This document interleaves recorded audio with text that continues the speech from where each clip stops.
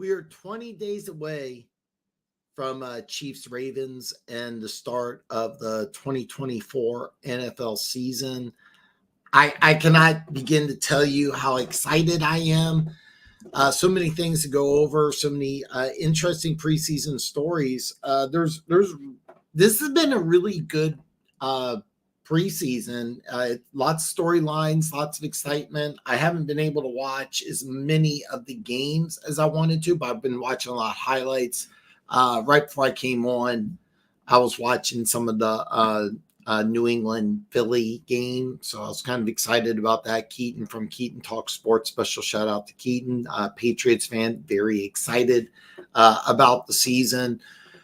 There's some Patriots news and some Falcons news I want to talk about. Just some real quick announcements. I will have my NFC North preview it will be released Monday, and ideally my AFC North preview will come out before I go live again next Friday.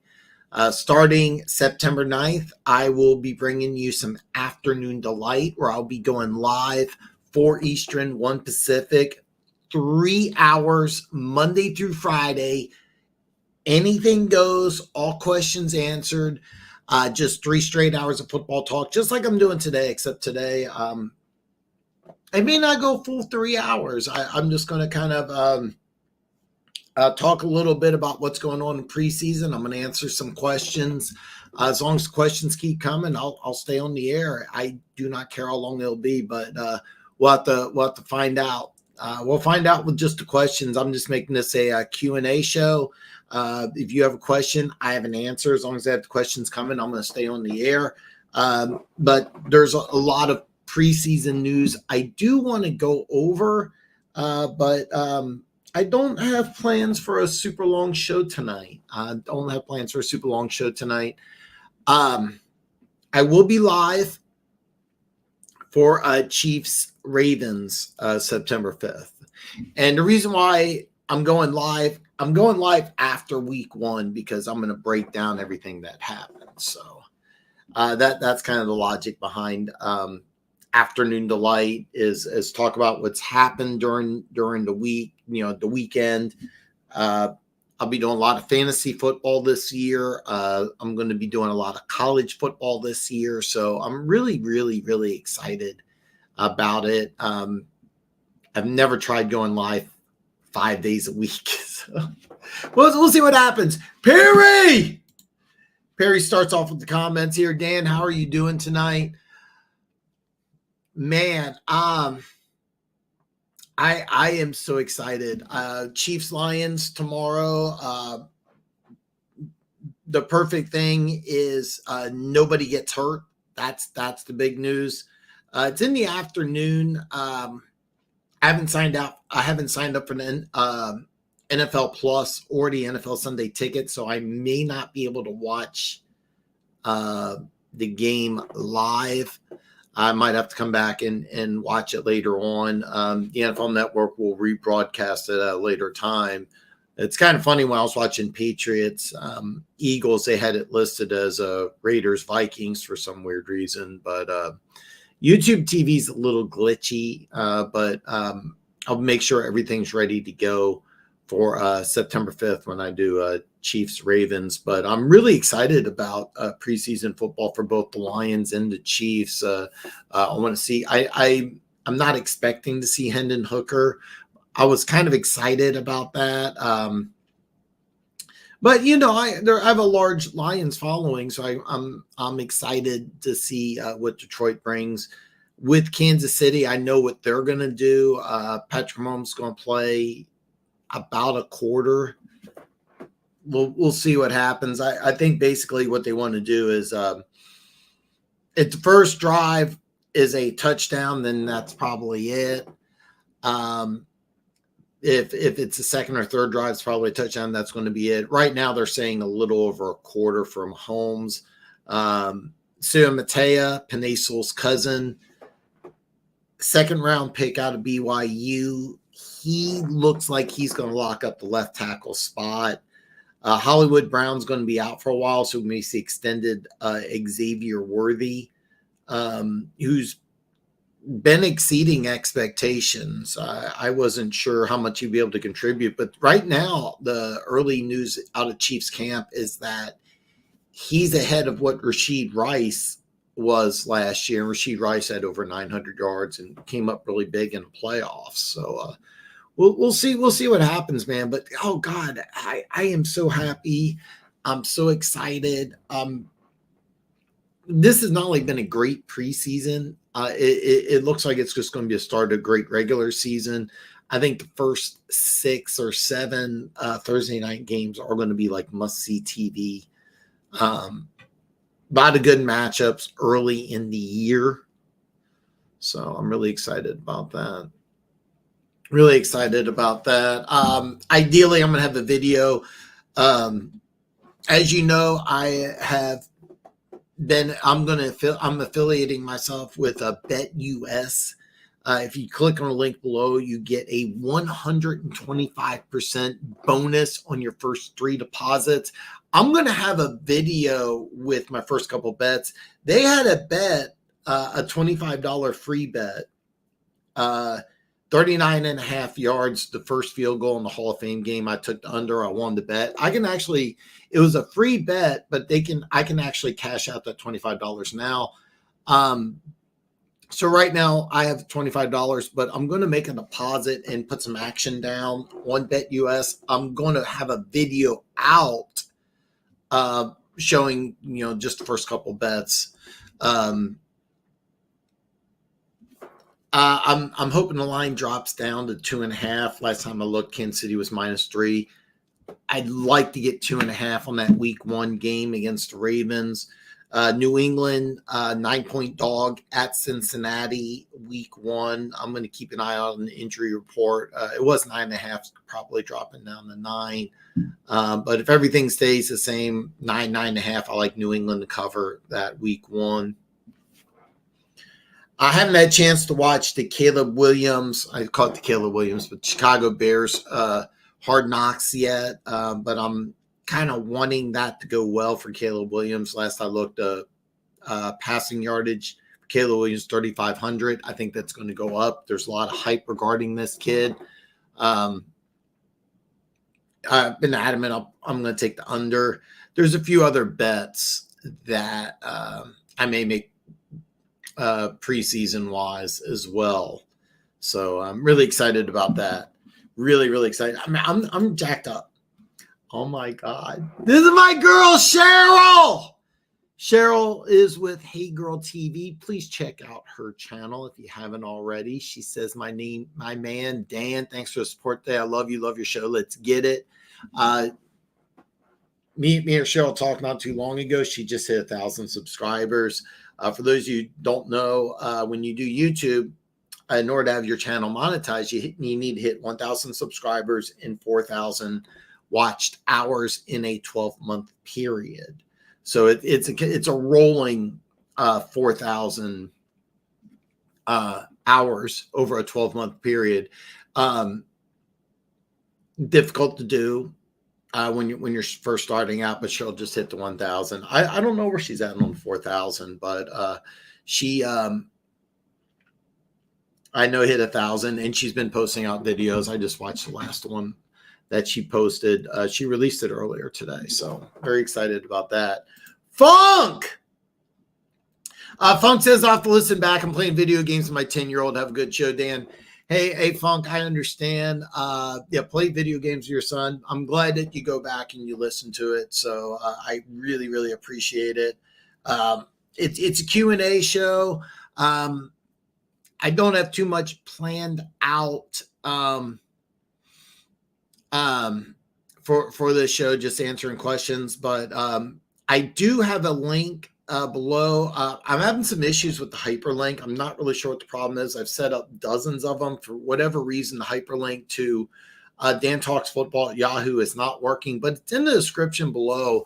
Dan Talks Football at Yahoo is my email address. I'm setting up just for this show.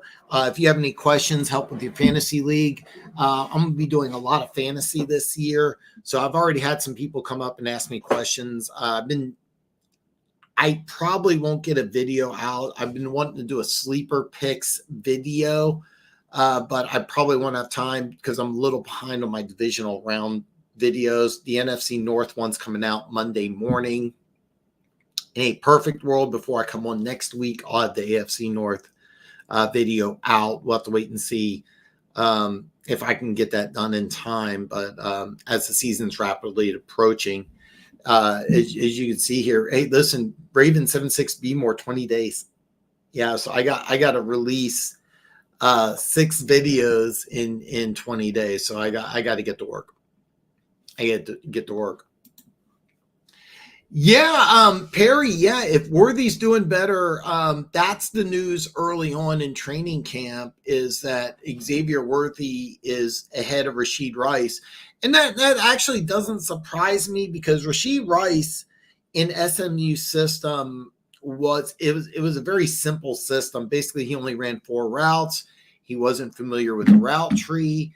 He wasn't familiar with an NFL huddle or an NFL play call. In Texas, it's a little different. Steve Sarkisian, who's the head coach there, extensive background with offensive. Of course, he was with Alabama and Nick Saban when they were winning national championships. Steve Sarkisian, I can go into a long spiel. I mean, he was originally, with Pete Carroll at USC, went to the NFL for a while, excellent offensive mind, excellent recruiter.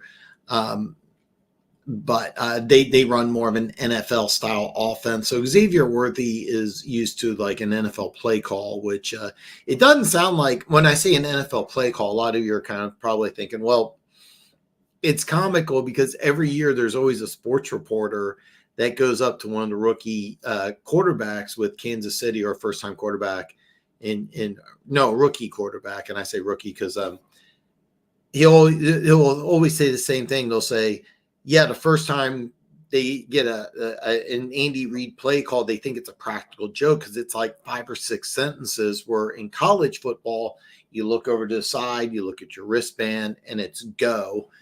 And it's so different. And it's hard to say, 5 sentences when you're used to just, looking at and just saying one word. It was kind of funny. If you watch the Hard Knocks with the New York Giants, they had Jaden Daniels, and he gave out a whole play. And Brian Dable goes, I would just condense that into one word, but yeah, you're good, and it's kind of hard when you have a big long sentence or several sentences, when you're used to just looking over the side and getting, somebody waving up those boards. So it's a lot different. So Xavier Worthy, yeah, he's a little further ahead. He's used to an NFL scheme, used to a route tree, and he's looked good in shorts. But I mean, we'll find out. I'm kind of excited to watch Xavier Worthy against the Lions. The Lions got a couple rookie defensive backs, so it'll be a lot of fun. 20 days. Raven 76B more. I hope that you'll be here. I did this last season opener against Detroit. It bit me in the ass, but I'm probably going to put a little bit of action on Kansas City. It was 2.5 with BetUS. Across the board, it was 3. BetUS had 2.5. And there was a few other sites that had 2.5, but most of it's 3. That's not an insult to the Baltimore Ravens at all. Standard rule of thumb, home field in the NFL is worth 2.5, 3 points. It used to be universally 3. It's kind of dipped down. The 2.5, and kind of where you see home field advantage. But most people feel as a universal rule that both the Ravens and Kansas City Chiefs are about equal going into week 1. Losing either team when they get a loss that week 1, whether it's Ravens or Chiefs, it's not going to sink their season. I mean, I think Kansas City loses another season opener to open the season. I think would be kind of difficult, but they did last season. They won a Super Bowl. The Ravens' schedule, though, to start the season is pretty brutal. So But it's going to be a good game. Hopefully you don't feel disrespected or insulted that I'm probably going to put some action on Kinsey. Not a lot, but I do right now the $25 extra in BetUS. I'm probably going to make a deposit. Probably right before the season starts, probably the first week of September. Ideally, I'll have the video up, but I'm going to put a little bit of action on Kansas City that first game. So Perry has been raving about Brian Thomas Jr. And by the way, not only did he look good against Kansas City, I heard in the joint practices against, and I'm drawing a complete blank on the team. I want to say Tampa Bay. Yeah, it was Tampa Bay. Apparently, Brian Thomas Jr. looks unstoppable. They were raving. It was actually funny. The clips I was looking at were from the Tampa Bay social media, and they're like, yeah, we have some problems in our secondary, but it's always Brian Thomas Jr. So, I mean, not only did he look good against Kansas City, he's looked good in the joint practices Jacksonville's had against Tampa Bay. And right now, I'll be honest, I saw Neighbors start that fight in Detroit where, both teams were fined and everything. And Neighbors started that, and I think Neighbors will have a fine season. Marvin Harrison Jr. will have a fine season, but early on,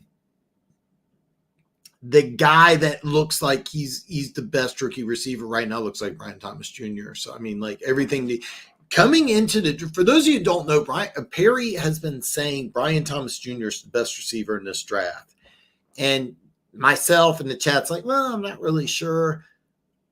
Through preseason and training camp, this has looked to be accurate because he looked really good against the Chiefs in that preseason game. He had this great highlight reel catch, which Joshua Williams was covering him. Joshua Williams, player I am very high on. The Chiefs need him to play well this year. And he had this fantastic catch. And by the way, it was excellent coverage. Joshua Williams did everything that you want, except prevent the guy from making the catch. It was a phenomenal play. But you go through training camp and you look at clips, because it's one thing if you're promoting your player. It's one thing if you're saying, hey, look at my guy. If you're a Jacksonville social media, entity and you're saying that, oh, look, Brian Thomas looks good, Trevor Lawrence looks good. Yeah, that's one thing. But when you're when you're another team and you're like, hey, this guy's looking really, really good. I should clean my glasses off, but it's a different thing. And Tampa Bay was talking about how good Brian Thomas Jr. looked. So yeah. Got some love here. Raven 76B more. How's Hollywood Brown doing in ETA on his return? He is going to play this season. It looks like he's going to be out week 1. The quote unquote was early season return, which is not good.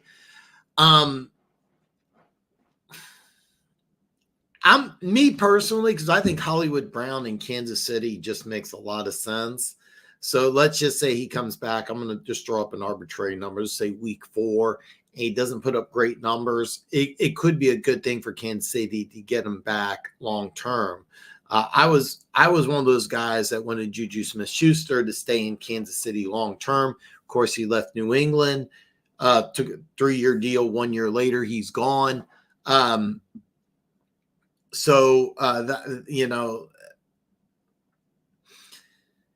Hollywood Brown's on a 1-year deal, so I mean, there's probably going to be some pressure on him to come back more from himself, because I mean, a really good season could result in a very nice contract. I mean, even though Juju Smith-Schuster's not on the Patriots are still going to pay him. I think it's $7 million of that contract. So. There's a financial push to want to go ahead and get back on the field, even though there may not be one from the Kansas City Chiefs. I don't expect him to play against Baltimore. I think he'll be out that game. They're saying early season return. So I'm looking at probably week 4, and I'm just throwing something out there. But it was just shoulder separation. Originally, it was reported to be a sprain. It's this actual separation. Won't need surgery. It's just going to take some time. And I think if Hollywood Brown's smart, I would stay in Kansas City and take less money because you have the offensive system surrounding him. But it's going to be kind of interesting to see how they handle this, because the Chiefs could see this is a guy the Chiefs fans have been very high on, this hybrid running back, fullback, tight end, special teams player Carson. He had a nice run where he ran over a couple Jacksonville players. The Chiefs over the last couple of years have eliminated the fullback position, which is something that a lot of NFL teams are doing. But this is a guy that could make the team. They also drafted or recruited a player from NFL using the NFL. I'm going to call it the NFL Europe rule, but it's really the international rule. The rugby player from either New Zealand or Australia. It'll be interesting to see what he does. Of course, these are special teams players. Do you think we'll see a lot of Carson W in the game? Oh, I'm sorry. There's a running back, Carson. You meant Carson Wentz. I'm sorry about that, Barry. Carson Wentz is going to get about a quarter. We're not going to see a lot. And then with Nate Selfield playing, I have high hopes of winning this game. What are you looking to see from this game? So, number one thing, no injuries on both sides. No injuries on both sides. The number one thing I'm looking at, there's two main things I'm looking at for this game, and this is on the Chiefs side. Kingsley Sayamatua, second round pick out of BYU, Penei Sewell's cousin, basically is the starting left tackle. I want to see what he does, because I'm kind of hoping that we'll see a little one-on-one with Aiden Hutchinson. I want to see him hold his ground. If you don't see him against Aiden Hutchinson, James Houston, I don't know his situation, but I want to see how he looks against the Detroit Lions. That's going to be key. The biggest training camp battles, there's this running back, Carson, number 42, hybrid fullback, tight end, special teams player. He's been a training camp surprise. There's been a lot of talk about him possibly making the team. I don't know. The wide receiver battle with Hollywood Brown not being able to play is going to be very interesting. There's been a lot of really, really, really, really, really good receivers in training camp for the Kansas City Chiefs. There's a kid out of Fresno State. I'm drawing a blank on his name, who looked like he was going to make the team last year, got injured, missed the whole season, looked really, really good in training camp. Of course, with the Hollywood Brown injury, do you keep an extra receiver and then release him? Once Hollywood Brown's healthy, that's going to be an interesting thing. But, Kadarius Toney is not guaranteed a spot. They've been using him a little bit running back. We have a kid, Justin Ross, lots of talent, hasn't been able to stay healthy. Sky Moore, former second-round pick, really regressed. I would be shocked if he didn't make the team, but it's very disappointing in his development. So I'm going to pay a lot of attention to the receivers, especially considering Hollywood Brown's going to be out several weeks, it looks like. Like I said, the news from Kansas City with Hollywood Brown is early season return. I don't think he'll play against Baltimore, but this is a big opportunity for some of these receivers to get in and possibly make the roster. From the Detroit Lions, what I'm looking for is I want to see how their two rookie corners play, of course. I wish I was seeing Hendon Hooker. I'm so bummed out about that. But smart, banged up. But we'll wait and see.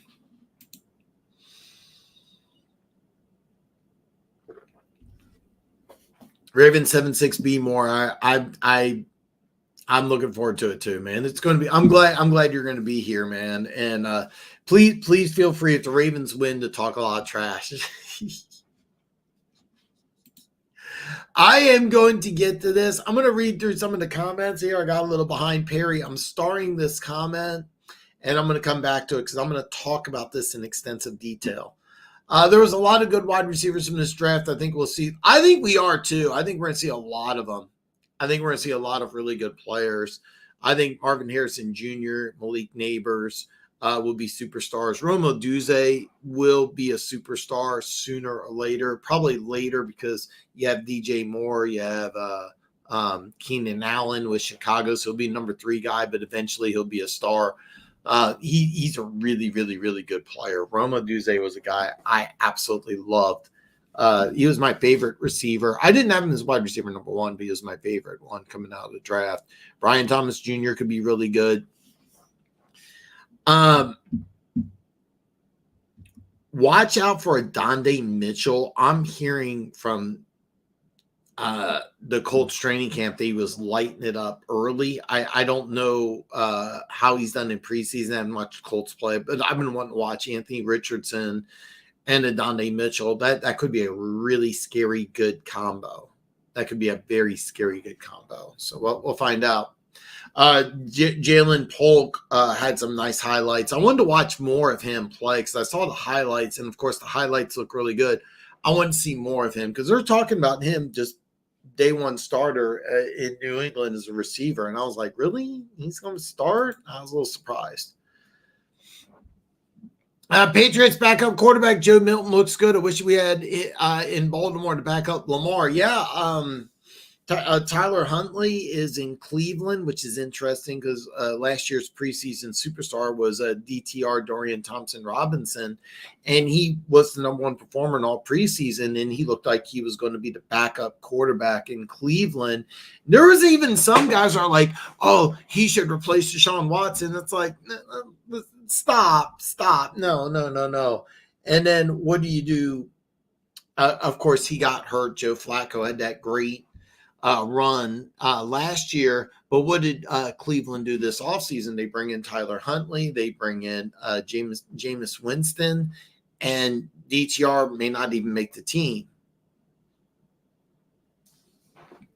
DTR, by the way, if he gets released, Baltimore should really look at him because, I mean, he had a great preseason last year, just like Joe Milton's having a great preseason this year. I've been saying this, and I'm going to keep doubling down on it. I think in a couple of years from now, Joe Milton will be an NFL tight end. I don't think he's a quarterback. Look good so far, and I'm pulling for him. I watched him play at Michigan, and you could see the talent, but it didn't materialize. That was the whole reason they recruited J.J. McCarthy. I watched him take over for Hendon Hooker in Tennessee, and that offense scored like about 40% of what they were scoring with Hendon Hooker. I just don't think he's an NFL quarterback. I think he's an NFL tight end. Please prove me wrong. Because what limited we've seen of Joe Milton, he's looked really good. There was talk, I was just watching NFL Live before I came on, and Jared Mayo said that, hey, the quarterback position, that's a competition here. Drake May, and I don't think that's a smart move. I don't think that's a smart move at all, but it's interesting. But yeah, Joe Milton looks good early on. Slasher, what's up? He says, what's up, Dan in chat? It's 20. Not 22, it's 20. 20 days till Chiefs-Ravens Thursday night. Slasher, I hope you're there. Oh, my God. Denver Gator! Sups, nerds? Good to see you in the chat. Denver Gator, Man, I want to get to this here. Falcons defense took a few steps today. I got to talk about this here.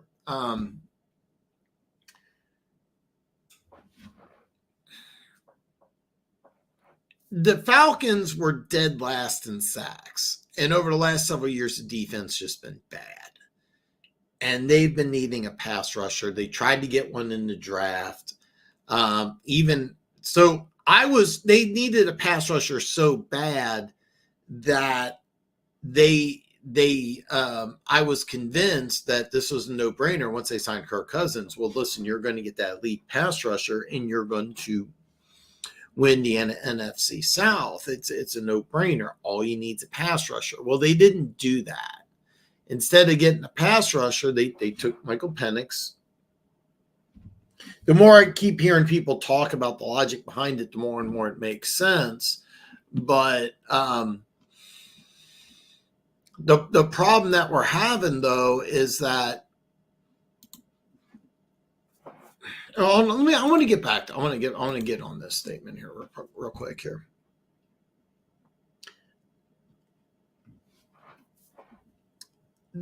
It would have been a lot better if he signed sooner. Do I think Judon will help? Yeah. 3 weeks before the season, is he going to know the whole defensive scheme, the whole defensive playbook? I doubt it. Justin Simmons getting there, same situation. It would have been a lot better if they would have got there sooner. The problem with Judon is he was holding out because he won a new contract. The Falcons traded for him. Great move. Did you sign him? Well, no. Can you sign him? Well, I don't know. If you're able to sign Judon, get him acclimated with the playbook, make him effective, and not just a pure pass rusher, because the thing about Judon, which made him so special in New England, is he was a multifaceted tool that lines up all over the field, and he does so many different things. He's extremely versatile. The problem is with the Atlanta Falcons is they're bringing in a new defensive scheme. They're bringing in new defensive players, and a guy like Judon is best used when you can use him everywhere. Asking him just to be a pure pass rusher, that's never really been his strength. They're like looking at sacks. He's never been that dude who just like on third down, just go get the quarterback. He's never really been that type of dude. Is he effective as a pass rusher? Absolutely. He's not a pass rusher only, and that's really the only thing the Falcons needed. So can he be acclimated? And let's say he is acclimated and it fits. Are you able to sign him for a contract, or is this one of those 1-year rentals that after the season you're just throwing away a third round pick because you needed something, you weren't able to do it in the draft, and now you got to come back and get throw away a third round draft pick. If you give up a third round draft pick for a 1-year rental and you don't end up getting to the Super Bowl, it's not a good move. Now, the 49ers gave up a third round pick for Chase Young. They got to Super Bowl and lost. Was it worth it? I don't know. Von Miller, you remember Von Miller, 1-year rental for the Rams. The Rams gave up a second and a third.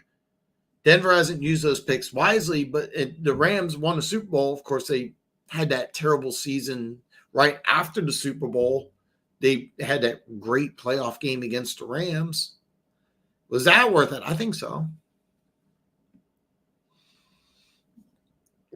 I do think it's a very good move for the Patriots. And a lot of people are blasting the Patriots. No, I mean, this is a guy that was unhappy.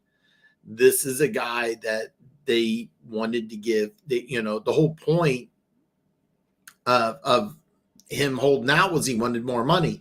What's the Patriots way? The Patriots way forever has been the same thing. You get an older player who's on the decline, coming off an injury. You get rid of him. And the Patriots have done that for years. The Patriots have other holes. I like the move for the Patriots. Do I like the move for the Falcons? If they can get him acclimated with the system and if they can sign him, then I like it. Right now, because he's a big name with Justin Simmons, the pressure is on the Falcons, and I'm doing my NFC. I'm doing North and South. So next week, maybe 2 weeks, I'll have my NFC South video. But will it help the Falcons? I hope so. But here's a guy that's coming in 3 weeks before the season starts, and he's the savior. Okay. He's coming off of an injury. Is he 100%? I'm assuming he is, but he hasn't played in a while. You're bringing in a new scheme, and then you're bringing in a new player, and he's got to fit in perfectly.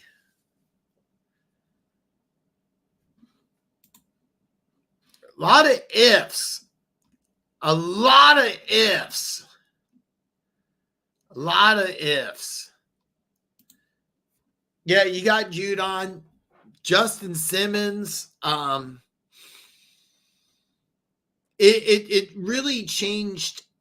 I know the betting landscape has completely changed, and I don't have the exact numbers, but I know a lot of people are now looking at the Atlanta Falcons as the overwhelming favorite to win that division because of these moves. The question is, you got a new scheme, and now you got players.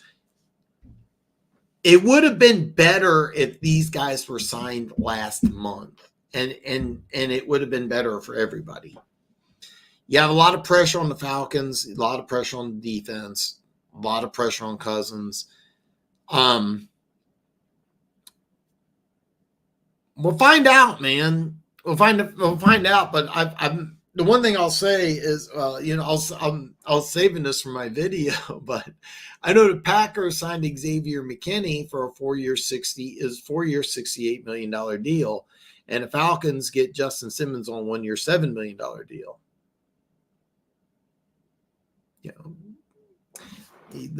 I'm going to ask you guys. I'm just going to throw this out there.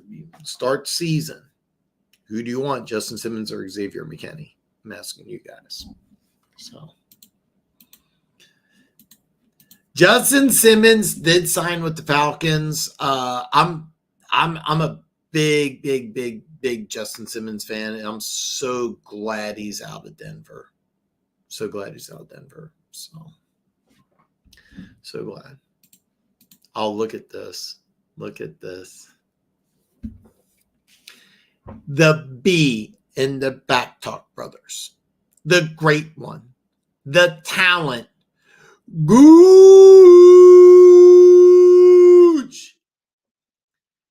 I hope that you are going to join the chat in 20 days for Chiefs Ravens. Gooch says, well, a lot of brilliant minds in the chat, and I'm just adding a sprinkle of the talent. How goes it, Dan? 20 days till football season. I'm excited. It's exciting time, man. Very, very exciting time. Very exciting time. I'm super pumped. Yeah. Justin Simmons, Judon. Judon was a trade. Simmons has been a free agent. It's funny because Simmons was in his first visit was with the Saints, which I thought was a little weird because the Saints I kind of like Simmons and Honey Badger together. I thought that was kind of interesting. Simmons in this situation would be more of a strong safety, which it's kind of weird because how they're going to use Simmons and Bates is going to be interesting because they're really both free safeties that can do a little bit of everything. I'm kind of interested how it's going to work out. I would have really liked it for the Falcons to get these guys sooner, but yeah, it better late than never. Better late than never. Devontae Walker's another guy. There's a lot of receivers. I haven't had a chance to watch Malachi Corley yet. With the Jets, he was another guy I really wanted to take a look at. I was watching something about the Chargers. They're talking about Ladd McConkey might be the number one receiver with the Chargers, the kid from Georgia, the second-round pick. Keon Coleman's been drawing rave reviews. There's so many good receivers.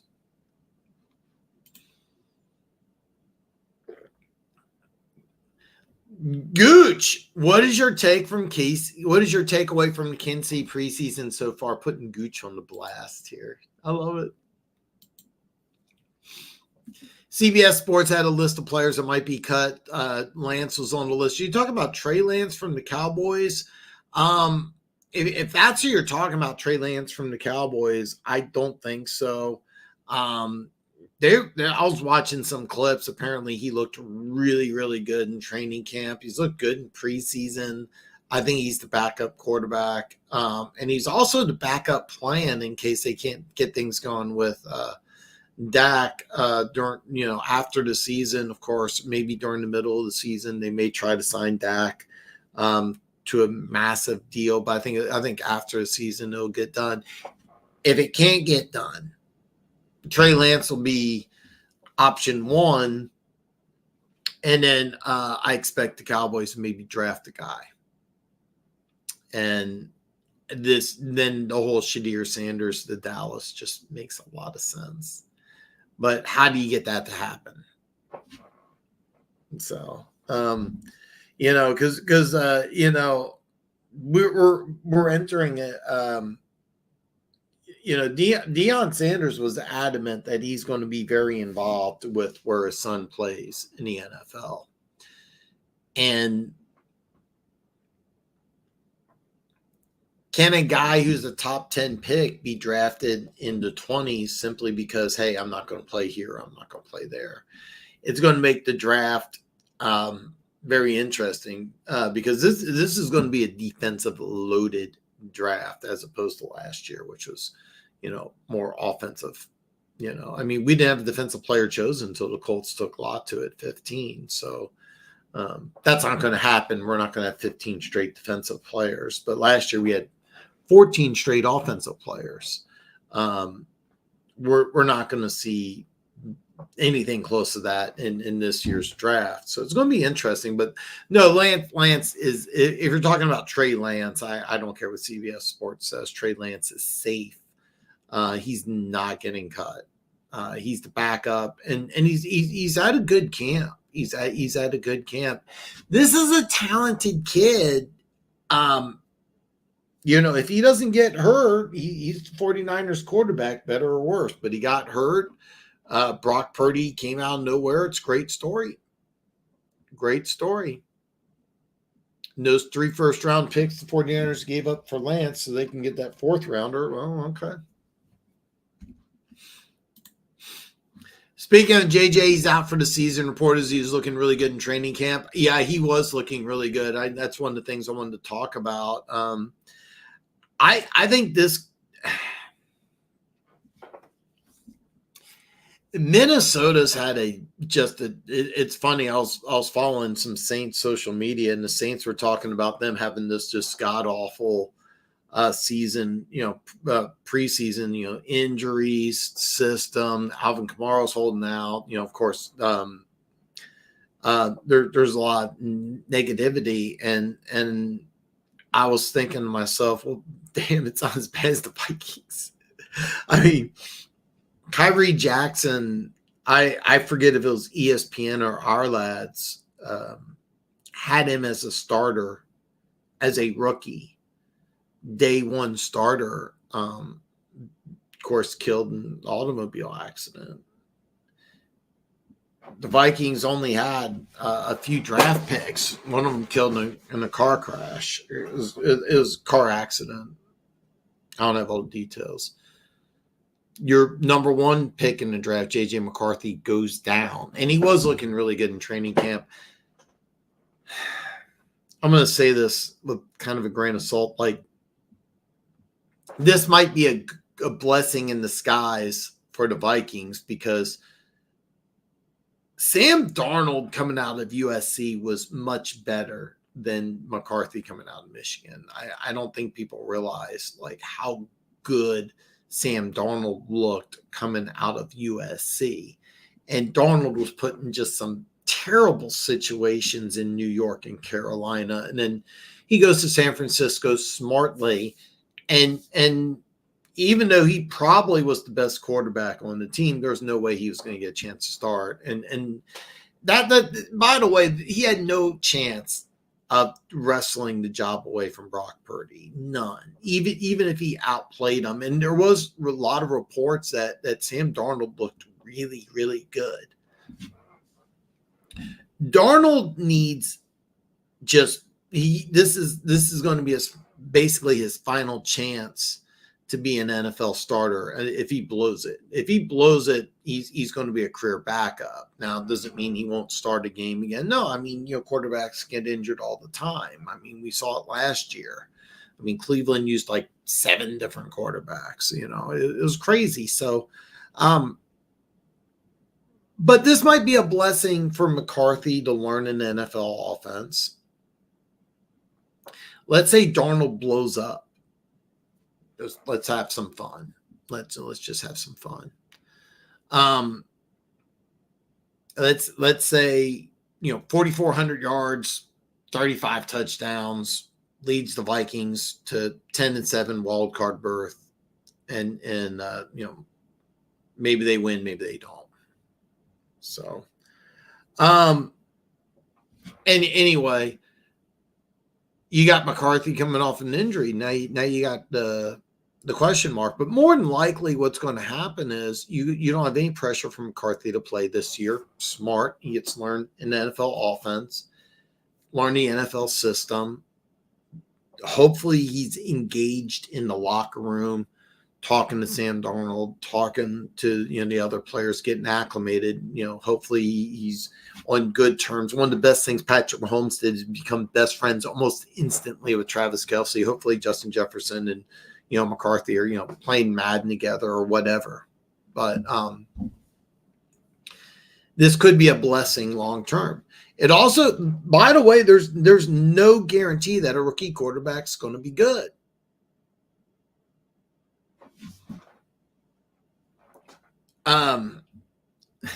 Kenny Pickett. He's with Philly. Remember, first round pick out of Pittsburgh 2 years ago? Mac Jones, Jacksonville. Maybe you draft McCarthy, and reports were he was looking really good. Maybe he's not the guy. Well, maybe Darnold, if he has a good season, maybe Darnold is the guy. And maybe you sign him again dirt cheap. Maybe he signs a 1-year deal to stay in Minnesota. And maybe they open up the competition. You don't know. This could be a blessing in disguise. Early on, though, Minnesota looks like one of those teams that's like, oh, God. The Saints look like one of those teams, too. The Saints, one of the Saints sports media people I've been following, really, really good guy. I've been really enjoying his Twitter feed. Fuega is going to be a starting left tackle. He's been out. He hasn't practiced the last couple of days. And Trevor Penning, who was the first round pick, who was started on the left side, he's now on the right side. He's dealing with some injury, and one of the guards is injured. So it's like almost the whole offensive line. The plus side for the Saints is Spencer Rattler, their fifth round quarterback, former Oklahoma, went to USC, South Carolina, is looking really good. And he was a guy, remember, when he was at Oklahoma, I was talking about him being number 1 player in the draft. I was like, no. Apparently, he was on some Netflix show that he did terrible on. I'd never seen it. But I'm apologizing. I'm a little behind. I'm going to try to get some comments here. I'm going to answer all questions. Any questions you have, I will answer. But Gooch says, Perry, man, I honestly don't know yet. I'm patiently waiting for the next game. I have plenty to say, I think. Gooch, I'm really excited. So when I got ready to watch Jacksonville, Kansas City play, and I have YouTube TV, so there's the schedule. So I go to watch the game and it's blacked out. And I had like a panic attack. Luckily they replayed it, but I only got to watch a little of it. It's the first time. I don't remember the last time I haven't watched like a full, like every single snap out of every single game, including the preseason games. But I do have it on DVR. But The game's coming out, I think, at 1 Vegas time. I don't know if I'm going to be able to watch or not. I have to get the NFL Sunday ticket, but I'm really excited about this one. I'm really excited. Is Sua Mateo the real deal? Which one of these receivers will step up? Which one of these corners will step up? Defensive tackle rotation is going to be key. I mean, there's a lot of things, but I'm excited. One pride. Oh, God. Also, if she says she's not like other girls, run. By the way, the thing is, she says she's not like other girls. That's literally every girl says that. Every single girl, every girl in the whole world will say that. So, but yeah, I don't think that's a run statement. But like anytime I hear a girl say that, I blow it off. It's me and One Pride both get into red pill content. I'm gonna just dive into that for a second here, but you don't judge a girl by what she says; you judge her by her actions. So, what do you think of the Jets trading for Hassan Reddick and not being able to sign him to a non-contract? Does that make sense? No. So it's funny because this has happened a lot. In football, where teams will trade for a player and a player will just say, "Hey, look, I want a new contract." Kansas City did that with Orlando Brown Jr. Orlando Brown Jr. Wanted to be the highest paid left tackle in Baltimore, and he comes to Kansas City and he goes, "Well, I want to be the highest paid tackle in football." And Chiefs were like, "Okay," and they thought that they could change his mind. He's now in Cincinnati. By the way, he didn't even come close to being the highest paid left tackle. Didn't really have a great year. I kept on defending him because I had no problem with him doing what he said he was going to do. And that's what Hassan Reddick said. He said, before the season, he signed a 3-year deal. First 2 seasons, he played really, really well. Remember, they drafted Nolan Smith last year. This is now year 2. You could see the writing on the wall that, hey, look, we signed you to a 3-year deal, but after year 3, we already got your replacement, Nolan Smith. Great move by the Eagles. So Hassan Reddick wants a new deal. The Eagles like, well, we already got your replacement. We'll get rid of you. We'll get a draft pick. Makes a lot of sense.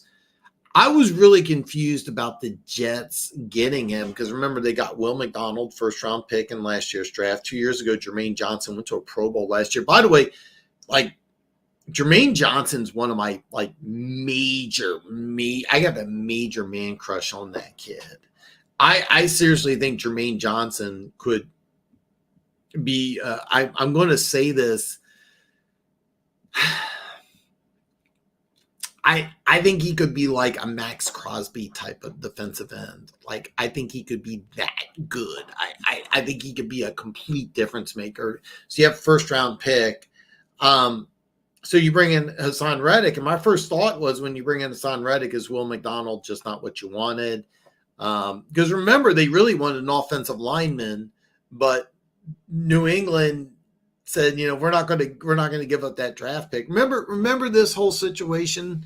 The Jets wanted some help on the offensive line. The Patriots went ahead and traded with Pittsburgh, even though the Jets gave more trade compensation just because New England didn't want him to. Didn't want the Jets to get some help on the offensive line. Screw over your divisional opponents. Makes sense, right? This happens a lot. And a lot of teams think that it will work. This doesn't look like it's going to work at all. And why would you give him a new deal? You got Jermaine Johnson, who this year is going to be better. You got Will McDonald, first round pick. He's there. This is a guy that I was kind of under the impression this is going to be a 1-year rental with Hassan Reddick. Now that he's, hey, look, I'm going to hold out. I don't want this. I don't know. Does it make sense? Not really. And it's bad on the Jets and it's additional pressure because this defense looks awesome. They're young. They're talented. They got depth. They really didn't need Hassan Reddick. They really didn't. Signing him to a long-term deal really doesn't make sense for the Jets at all. This could be a situation where he ends up getting traded again. I'm kind of curious, but if you're Hassan Reddick, why don't you just report to camp, have a double-digit sack season, because this defense looks like it's tailor-made for what you want to do. Ideally, normally when you have that wide nine defense, you want guys with more length. Hassan Reddick's only 6'1". He's built more like an outside linebacker, but he plays his best as a pure defensive end. It may be a deal where you have to trade him somewhere else. I'm going to keep watching, but does it make sense? No, it doesn't. And I didn't understand why the Jets traded for him in the first place. The only thing I could think of when they made that move was that they hated Will McDonald, who they didn't want to pick up in the first place. They wanted an offensive lineman. They couldn't get one. So they took the highest guy on their board. A guy I was very, very high on, a guy that looks like fits their scheme. He just needed to put on the NFL 20 because he was like 235, I think, coming out of Iowa State. But really built more like an outside linebacker than a defensive end. But to wait and see what happens. It's an interesting story, though. That only worked for Belichick. They only worked because that only worked for Tom. It'll take Simmons and Judah. I really would have loved. I really, really, really, really.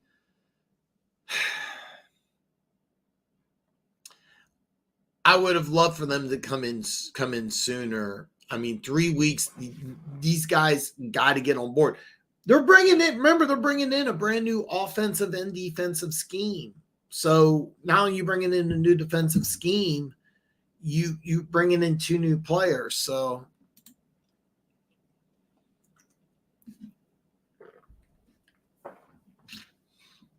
Judon, honestly, Judon would have made a lot more sense in Detroit. And here's what you do, and here's what you're doing too. You go ahead and you play in Detroit for 1 year. You win a Super Bowl, or you get to a Super Bowl at least, right? Because Judon elevates the Lions, right? Judon doesn't elevate the Falcons to a Super Bowl. A lot of people feel that way. I don't think so. I personally don't think so. But he would elevate the Lions, and then after the season, you could say that. Here's the problem with going to Atlanta. He has to be the main guy. He can't just add to it. He's got to be the main guy, and he's got to be the main guy right away. So, but yeah, Judon and me and one probably see completely eye to eye, 100%, is that everybody agrees that Judon would look much better wearing the Chiefs red. So they do. Listen, the Falcons really dropped the ball not hiring him the first time, and they're making up for it. It kind of looked like when they drafted Penix that they were going to, rebuild through the draft, go long term. Now I'm not really sure what they're doing. I'll be honest with you. If the Falcons don't advance in the playoffs, I could see them keeping Morris and firing the general manager. I could see that because it's really a weird thing. And by the way, this move with Judon is only a good move if you can sign him. You have to sign him long term, because if you don't, then it's just a wasted 3rd round draft pick.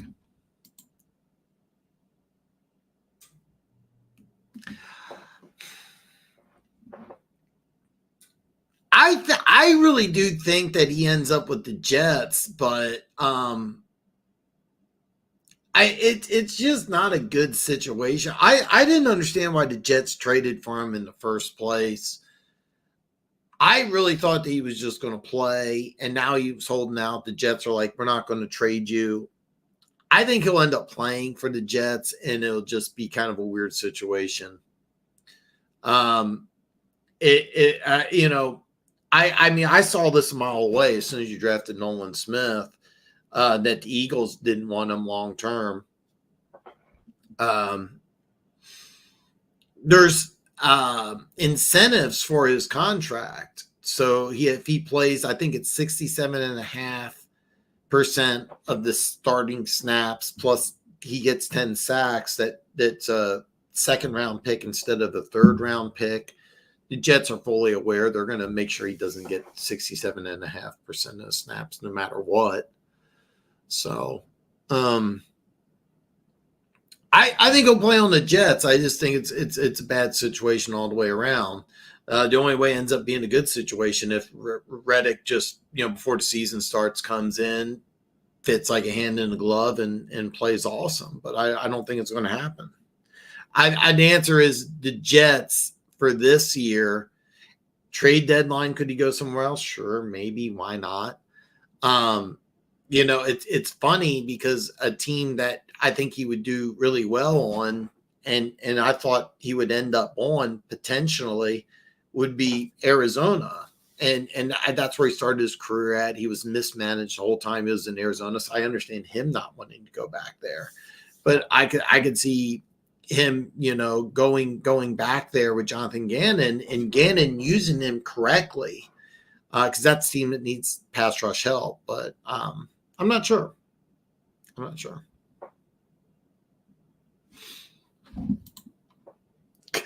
Oh, God, I love this. Simford Trash Alliance again. I have no idea about the trashing part. What did he say? What did he say? Because I'm this is new to me. Yeah, he called him a simp. I love it. Perry's on fire today here. I'm behind on comments here. I'm so sorry. I don't understand Dallas re-signing Dak. Signing Dak will keep the Cowboys from really winning. I think Dallas needs a fresh start with a new quarterback. It all depends on how they do this year. If Dak plays,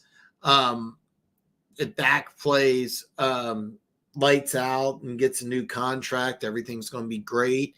If he doesn't play lights out, he's not under contract, he'll be a free agent, and the Cowboys will probably roll out with Trey Lance, but they'll probably draft somebody. And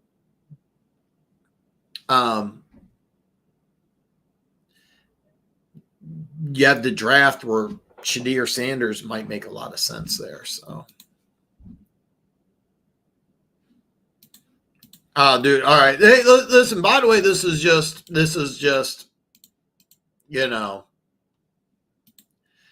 was meant as a joke. Hopefully no bad feelings, man. Dude, hey man. Hey, Brave Ravens.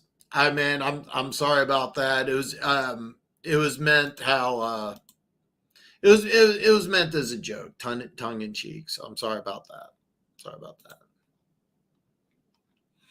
The Jets GM is all over the place with the So the Son Reddick signing didn't make a lot of sense because, like I said, you had Will McDonald, you got Jermaine Johnson, who went to the Pro Bowl last year, and his talent is just like, this is a Pro Bowl caliber player. This is a dude who next year might be one of the 5 best defensive ends in football. I think he's that good. You have Quinnen Williams, one of the best defensive tackles in football. Remember you got rid of what was it? It was Jonathan Davis, and I think he's with the Rams. He's a really, really good player. You got rid of him for almost nothing. But you had Will McDonald. I don't get the Sonic. I know I didn't get that in the first place. It just seemed unnecessary. It really seemed unnecessary, but my thought process is they're just not happy with Will McDonald. But that's been kind of a trend of what teams have been doing, is loading up with pass rushers. And my thought process was that, okay, Reddick's a rental. Will McDonald, Jermaine Johnson, those are the 2 main guys. And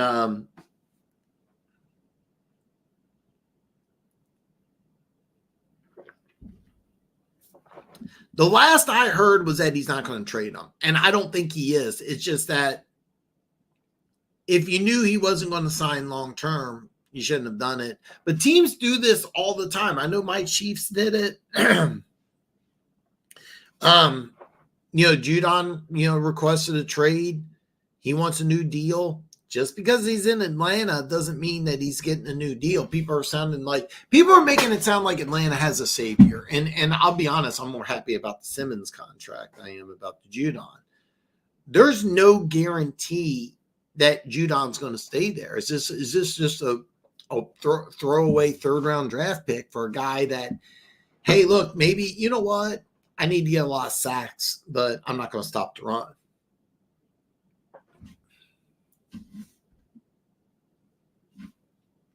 We don't know. But last I heard was that he was adamant about I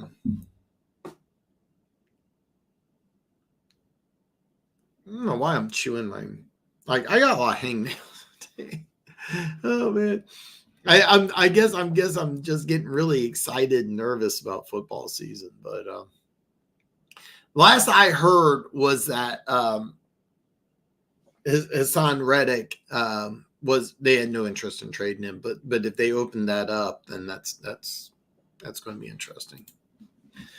Denver Gator, the Jets are notoriously known for being a dumpster fire organization. Certain teams will just continue to be irrelevant. Raiders, Carolina, Washington, Chargers, until recently the Browns and Cardinals. It's funny, Denver Gator, is that it just goes through cycles, man. It really goes through cycles. It sounds mean. The Lions were there. When was the last time they won a playoff game? You have to go all the way back to 91. The Lions arrived. The Browns couldn't have a winning season to save their life. The Cardinals, remember that Super Bowl against the Steelers? I forget which one it was. That was a great Super Bowl. One of the greatest Super Bowls I've ever seen. They got Matt Leinart. They had some good receivers. Things looked good. Nothing. And it's just, Chargers. I'm going to be honest with you. I think the NFL is better when the Raiders and the Broncos are good. Nobody wants to see that. Kansas City went 50 years without winning a Super Bowl. Now they're a dynasty. And it's a dynasty, but there was this is a fun fact. The Chiefs won Super Bowl IV, didn't even get back to the playoffs until 1985. It was a 16-year stretch. Nothing. Nada. I mean, in the Jets, I guarantee it. Super Bowl III winners shocked the world. When's the last time they even won a playoff game? I mean, I'm sitting here, was it against the Patriots in like 2010 something?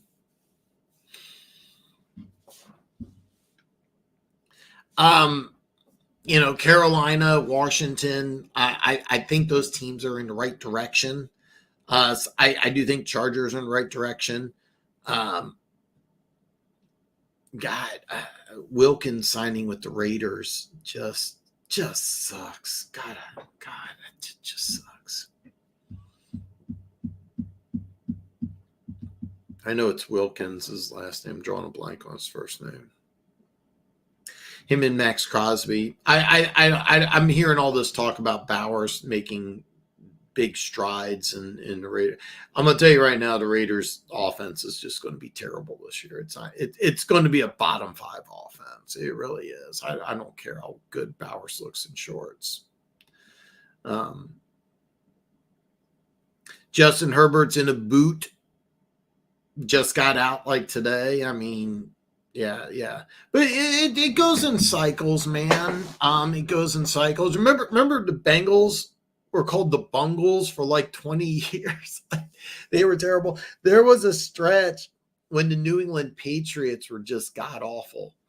The St. Louis Rams, before they won the Super Bowl, became the greatest show on turf. They were terrible. The year before the greatest show on turf, they were a 4-win team.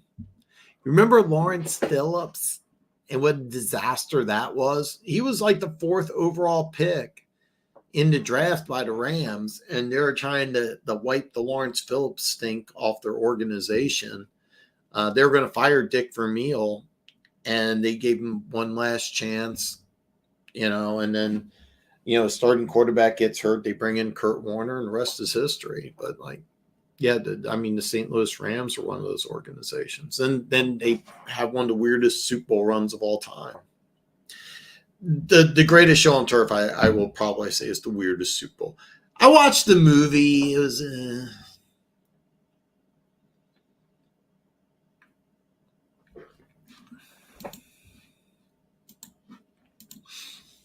this is a comment I starred, and when I say star, I have live comments and I have starred comments. If you never used StreamYard, you may not be familiar with it, but the way it works is that I can star a comment. I can keep it off to the side. So like if I say I'm starring this, it means that I'm just keeping the comment to the side, because I have a tendency to ramble sometimes and I miss out. So, but Perry said this earlier, if Rice and Worthy develops, I don't think there's room for him, because Worthy and Rice will be 1 and 2. They'll be cheaper and younger than Brown. I do think there is, and the reason why is a lot of Chiefs fans keep ignoring the fact. Me and Travis Kelce share a birthday, so I know he turns 35 at the very beginning of the season. But both our birthdays are early October. You can look it up, but and even though he's publicly said that, oh yeah, I'm going to play until the wheels fall off, till they carry me out, I'm going to try to play till I'm 50. Or he also said on his podcast that last season was brutal, like on his body. And he's also touring the country with some singer. I can't think of her name. Kelsey's not going to be there much longer. And I really think that you can have multiple receivers. And it really seems like what the Chiefs are going to do is that they just want to kind of bring in several guys. Sky Moore looks like it's not going to work out. There's talk about Kadarius Toney not even making the team. There's talk about him getting cut or using him at tailback. So I do think there's going to be room for him. I really do. I really think that the Chiefs could have 3 solid receivers. And a lot of it has to do with that. As much Chiefs fans don't want to hear this, Kelsey's only going to play for another year or two. I think this year might be it. And I know my buddy Keys is like, every time Kelsey says, I'm going to play for another 5 years, or I'm playing till the wheels will fall off, he sends me that and he goes, look, Dan, there was a play during the Super Bowl where he hit like 21 miles an hour, and people are like, no, he's not slowing down. I'm like, does he do that all the time during the regular season, or is it just because it's the 4th quarter in the Super Bowl and you're down? And the greatest tight end of all time made a greatest tight end of all time play. And I do think Travis Kelce is the greatest tight end of all time. I really do. So, and if I'm Hollywood Brown, why not stay in Kansas City and take a little less money? If there's now, listen, if after the season's over, if you can get a 3-year, $70 million deal, Devontae Smith, for example, signed a 3-year, $75 million deal. He's the number 2 guy in Philly. if he can get a 3-year, $75 million deal from Carolina, or he can stay in Kansas City on a 1-year, $5 million deal, I'm obviously he's going to go to Carolina. But let's say there's 2 deals out there, like a 2-year, $20 million deal from Kansas City, 2-year, $25 million from Carolina.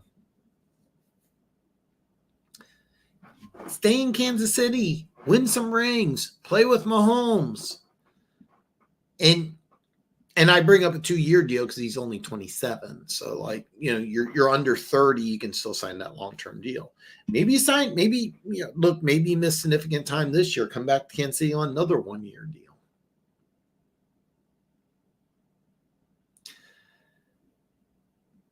Rice is a 2nd-year player, so if he has a good year this year, he might want to hold out. Now, with the off-field issues, probably doesn't want to do that, but he could. Worthy, because he's a first-round pick, you got him locked in the 5 years, but that lock can be troublesome, sometimes. CeeDee Lamb's in that 5th-year option right now. Guess what he's doing? He's doing the same thing I'm doing. He's sitting out. So, but no, I do think that I think Hollywood Brown would be a nice fit in Kansas City, and I think it'd be good for the Chiefs to just stockpile good lower tier pay receivers. I think, trying to give $30 million to a wide receiver in Kansas City would make a lot of sense. Now, keep in mind when Kelsey leaves, and it's coming sooner than most Chiefs fans think, you never know. Maybe you do want to make that move. If Rice elevates his play, maybe in a few years he's going to be asking for $30 million. That's definitely possible. So, and right now, and by the way, the ceiling for Worthy is somebody like Deshaun Jackson, who made a lot of money in the NFL. What happens if the Jets play hardball with him? If they play hardball with him, this is what I think is going to happen. If I was the Jets, I would play hardball with him and say, look, we're not going to trade you. We get more draft comp. We don't have to give up as much if you don't get double-digit sacks or 60. I know the 67 and I'm 90% sure it's 67.5% of plays and 10+ sacks. That's the draft compensation. It's a 2nd-round pick. If he hits both those, it's a 3rd. If he doesn't, the Jets are going to do everything to make sure they only give up a 3rd. And if the Jets play hardball with them, well, they give up a 3rd-round pick.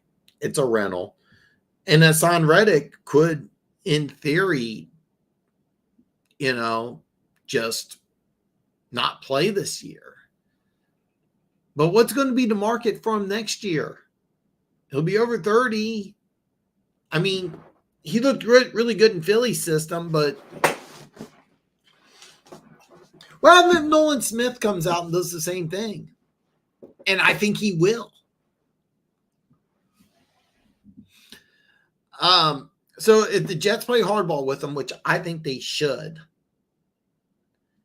he'll either have to report to camp or he'll sit out. But if he sits out, what's going to be his value? What kind of contract is he going to get? He's going to have a 1-year prove-it type of deal. So, but if the Jets play hardball with him, he'll have to report to camp or he'll have to sit out. And sitting out would just be ridiculous. And hopefully, if I was his agent, I would say, look, just shut the fuck up, get in the camp, have a great season, and then be a free agent next year. The problem is with him being a free agent next year is that this draft is loaded with defensive players. Loaded. So I get the logic behind wanting to deal this year. If I'm the Jets, I wouldn't give it to him. So Slasher, I have been dying to see Nakobe Dean. And by the way, what about Devin White? Because I'm hearing some good things about the linebacking crew. But Nakobe Dean, so Slasher says Nakobe Dean is looking so good, man. I think this is a year for him if he stays healthy. I think so too. I'm a big fan of his game. I remember hearing in the draft process, they weren't concerned about his height. He just looked small. Like they were saying that, I know he's listed at 225. He looked more like he was 210 or 215. He looked like he was built more like a safety than a linebacker. But I've been dying to see how he looks, because like watching him play at Georgia, he looked almost as good as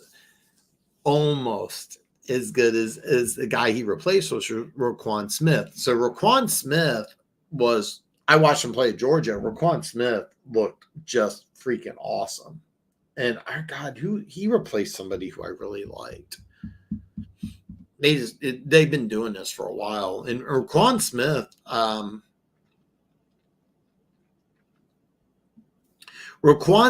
was before Kirby Smart arrived at Georgia, but Roquan Smith replaced somebody who I really, really, really liked.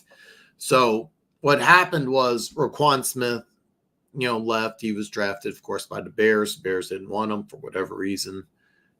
Traded to Baltimore. But in college, when Roquan Smith left, Nakobe Dean just stepped right in and played almost as good as him right away. Like really, really, really good player.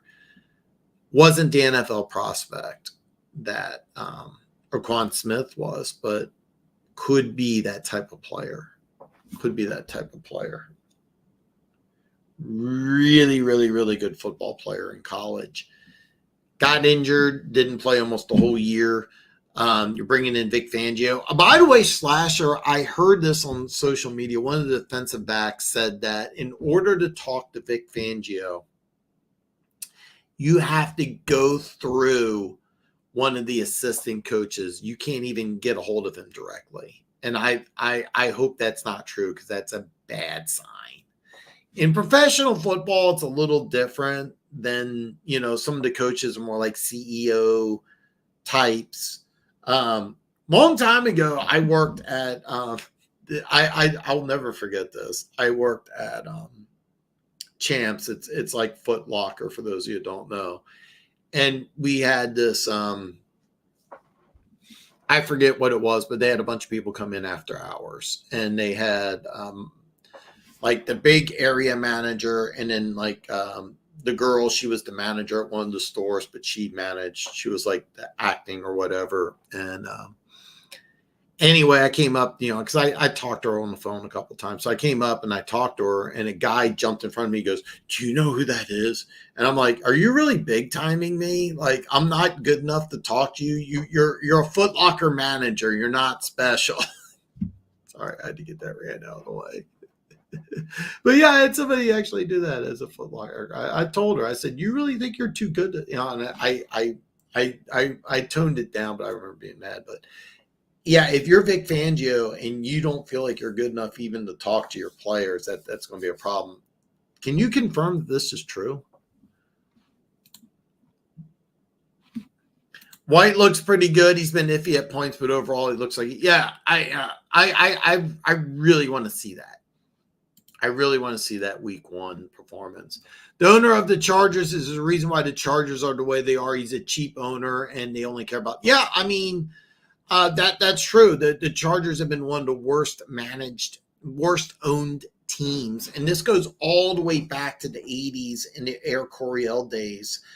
They had Fred Dean and John Jefferson. Both of them held out. Both of them wanted more money. He got rid of both. Now, they brought in Wes Chandler in a trade that mitigated that. But Fred Dean went to San Francisco and won a Super Bowl that year. And I think if Fred Dean would have stayed, and maybe Justin Jefferson, that maybe the 81 Chargers, great team, maybe, if you don't know about the 81 Chargers, they played in maybe the greatest playoff game of all time in Miami, but then the next week they had to play in the coldest recorded game in North America history. It was negative 60 with the wind chill. That's not an exaggeration. You can Google this, look it up yourself. It was the coldest recorded game in North America ever, any sport. The 81 AFC Championship game in Cincinnati. If that game was held today, right now, there is a chance that they would have postponed it. But they just Kellen Winslow says he still has frostbite from that game. It was brutal. It was brutal. They probably would have postponed it if that game was played today. They probably would have postponed it a day or two. It was the Chiefs Dolphins game was like negative 20 with the wind chill, and I was outside. Like, it was insane. That's a big reason why I'm in here in Las Vegas. We're like cold as 60 out here. By the way, it hasn't gone below triple digits since May. I'm exaggerating slightly. Like, it's still like 100 degrees at night. It's really weird. But anyway, yeah, he's always had issues, always had problems. It sounds like with Harbaugh, they're in the right direction. They got Herbert. We'll have to see how this team works. But yeah, the owners really, really hurt them. Moving to LA away from San Diego. I mean, I'm going to be honest with you. The NFL has not made any plans to put a team in either Oakland or San Diego. So, but yeah.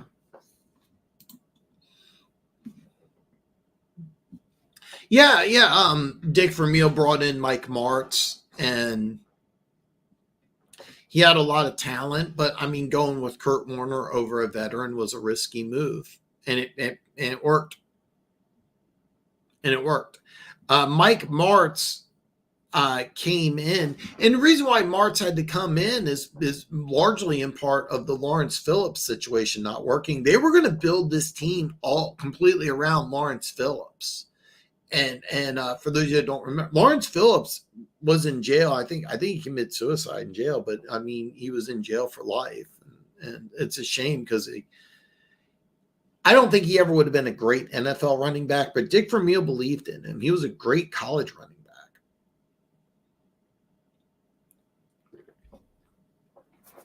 I don't think was ever going to be a great NFL running back, but Dick Vermeil got behind him, supported him. They were going to build this team around him because in the 90s, late 90s, you built your team around great running backs still, not around great passing systems.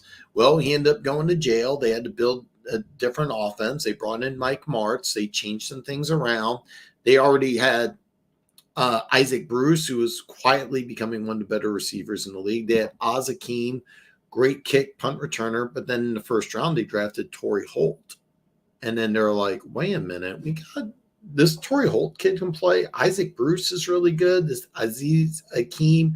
They had to do Ricky Prohl, who signed. He was a former starter, pretty good player. And they're like, you know what? They also traded for Marshall Faulk. I left that part out. All because Lawrence Phillips didn't work out. A lot of people overlook that part when telling that story, but yeah. Swift will ruin the rest of Travis Kelce's playing days. I think Travis Kelce might start slowing down. He has slowed down big time. He has slowed down big time. He's not the same dude. And look, when you're 35, I mean, he's 34 right now. That's just how it is.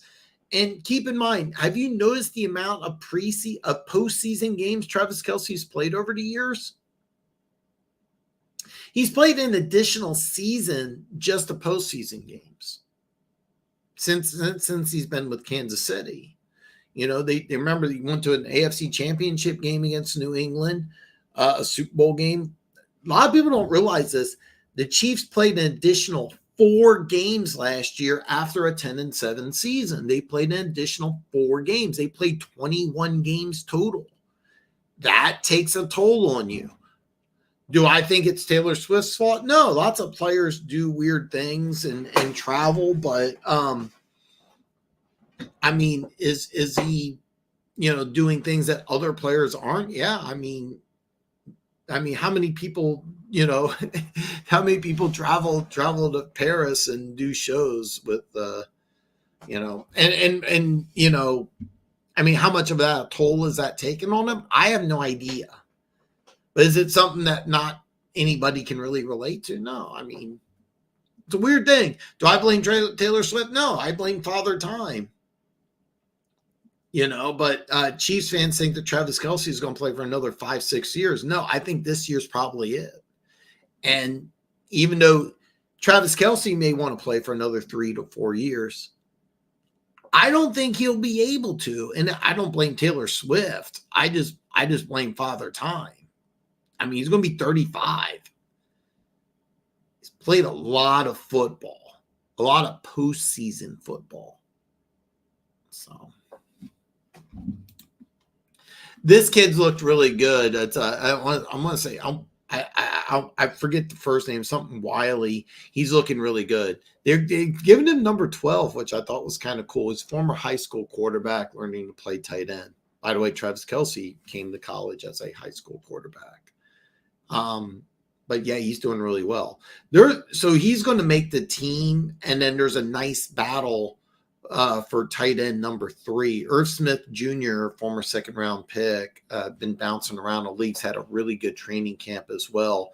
He's fighting for a roster spot. And then there's another Noah Gray, who's been the number 2 tight end. And I've always liked Noah Gray, but the Chiefs have been like, I don't know. I always think the team plays better when Noah Gray plays, but they don't use him that much. But it's kind of interesting because it looks like Wiley's secured a spot on the team. He's probably not going to be tight end number 2, but he secured a spot on the team. But there's a legitimate chance that either Noah Gray or Irv Smith Jr., probably Irv Smith Jr., because he signed a 1-year free agent deal. But Irv Smith Jr. was a guy I really liked coming out of Alabama. Hasn't panned out, mostly due to injuries, but he's had a great training camp. But Devin Wiley's had a good training camp. I think that's his name. The TCU tight end. Yeah, he's had a good training camp. And Irv Smith Jr.'s had a good training camp. Noah Gray has played quite a bit since coming in. He was a 5th-round pick out of Duke, former quarterback. But one of those 2 guys, because Wiley's going to make the team, and he's doing really good. He's going to be the long-term replacement for Kelce. When Kelce hangs it up, Wiley will be a starter.